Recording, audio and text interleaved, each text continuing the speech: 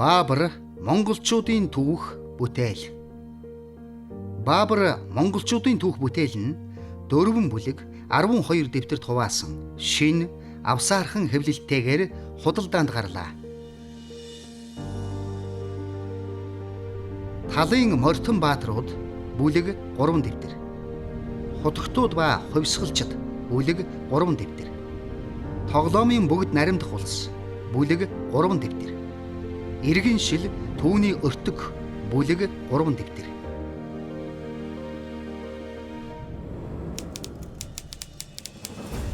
«200 гаруй түүхэн их сургууль, хөрөг зургууд, газрын зураг, графикаар нэмж баяжуулсан жижиг форматтай нэмж засварласан 12 цуврал бүтээл нь аяллаар авч явхад авсаархан, аль ч дэвтрээс сонгон унших боломжтой.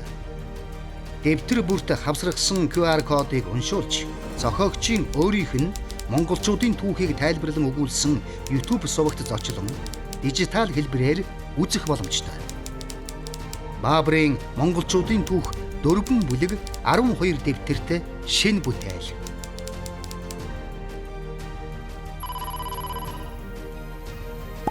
Өнөөдөр бид Монголын түүхтэй холбоотой шаварлаа.